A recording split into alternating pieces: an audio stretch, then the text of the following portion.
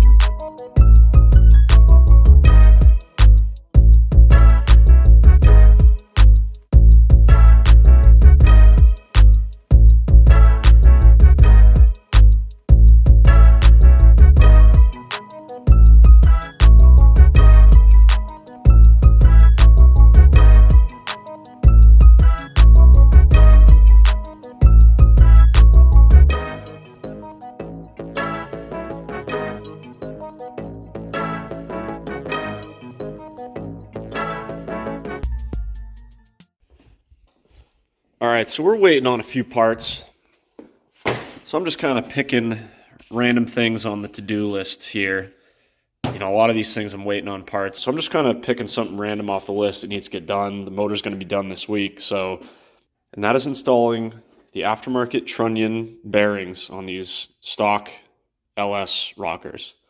Now, if you're not familiar, you can kind of see them, maybe, yep. These stock rockers, you know, pivot around this pivot point, and there's a bunch of needle bearings in there. And what can happen is at high RPMs or high mileage, these will fall apart. You get a bunch of needle bearings, you know, that fall apart, fall down into your oil pan, your motor, and you don't want that. So Trunnion upgrade basically replaces those with a roller style bushing. I use CHE bushings, or the CHE Trunnion kit in my LS7. Really high quality stuff. You know, brass couplings here. These rollers have oil lines in them. Really, really nice kit. Good instructions. Fits really well. I think it was around 180 bucks. So basically, what we're going to do is press the center Trunnion out and replace them with these. I was going to do a how-to video on this, but there's already like 100 of them on YouTube, so probably don't need any more. So I'm going to blast this out and then check that off the list.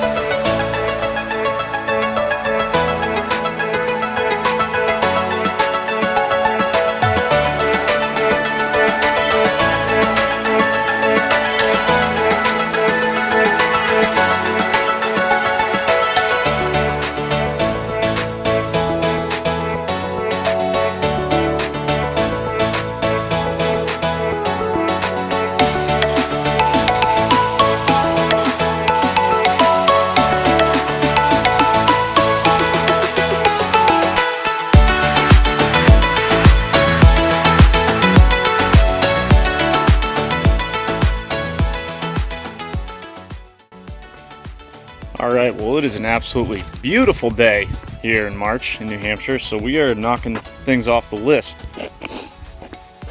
We've got a intake manifold. The intake manifold, we've been stripping the paint off that so we can repaint that. Sonic blue, love that color. We've got a oil return bung welded onto the oil pan. Got that painted a nice silver color. Like I said, it's nice out, so we're taking advantage of that, and we're doing some. So we got the timing cover done. Alternator bracket and water pump all done in a satin black. You can't really see most of this stuff, but I just had it out, so might as well do it. I think I'm going to do the alternator too, but we'll get to that. The engine shop called and said that the engine is going to be done, or the short block is going to be done this week, probably tomorrow. So I'm trying to get all these engine parts basically ready to go back on, so that once I have the engine, we can just put everything together and get it in the car. So I'm just doing random stuff, checking it off the list to make sure that once I get the short block back, we're ready to go. So let's keep checking things off. All right, just got the call, motor's done. Let's go pick it up at the machine shop.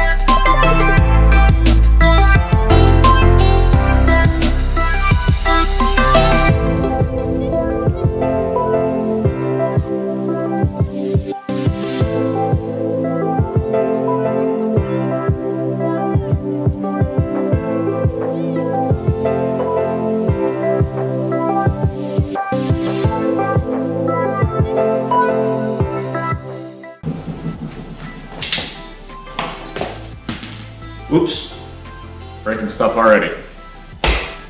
Here's the main event.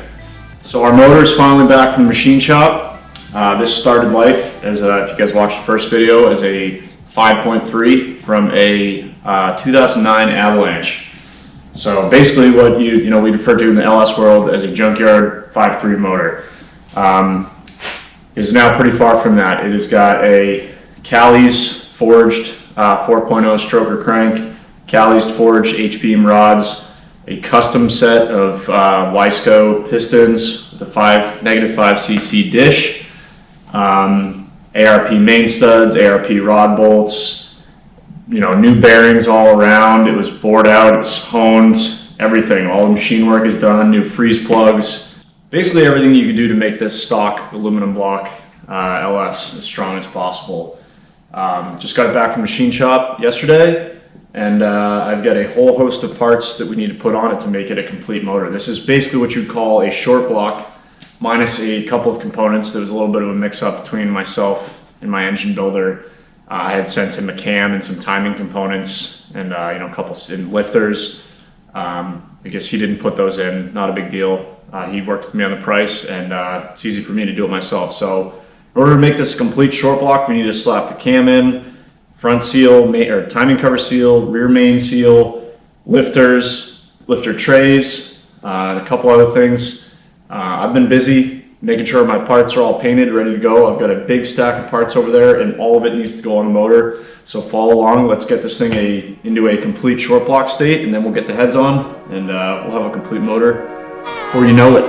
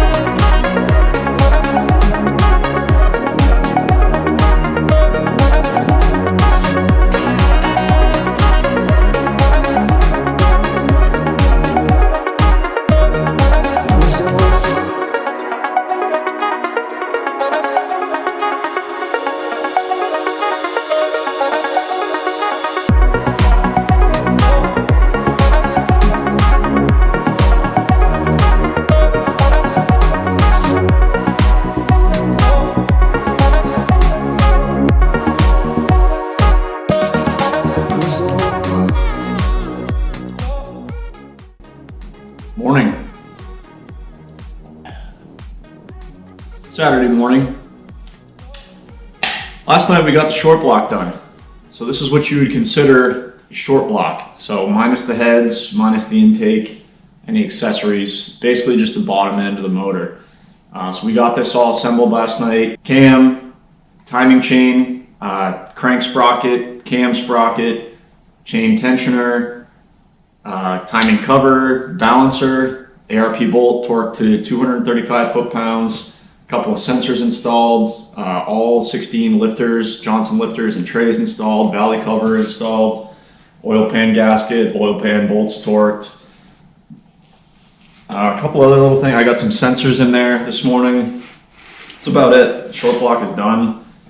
We basically need to slap the heads on, and this thing's pretty much ready to go in the car. So we're gonna start by making sure the block surface is completely immaculate and clean, and we'll thread all the ARP studs in, put the heads on, and torque all those. And I think it's 3 passes up to about 70 foot-pounds.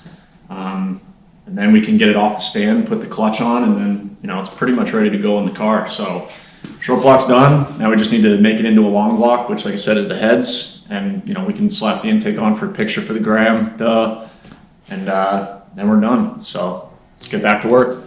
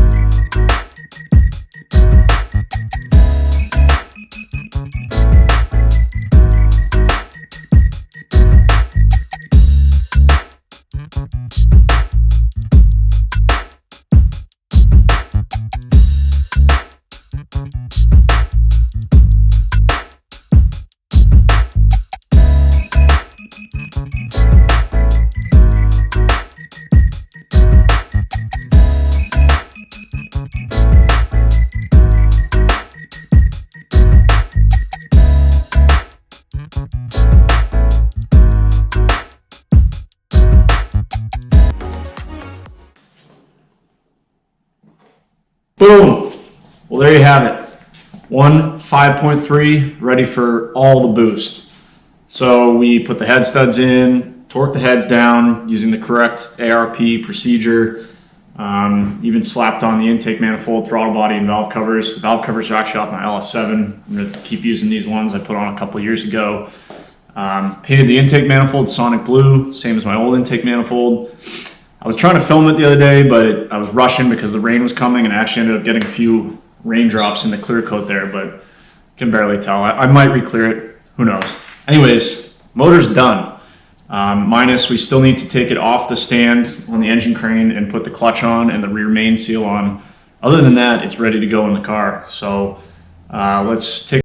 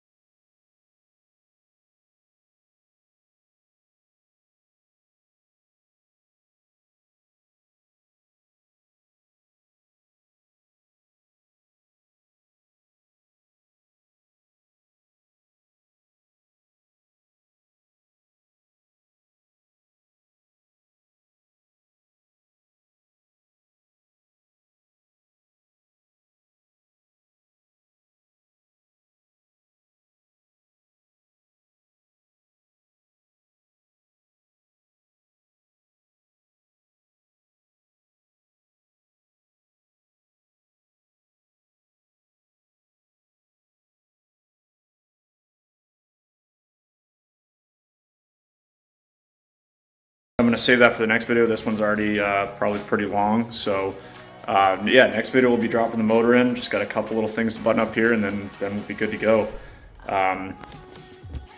Put the bell housing on.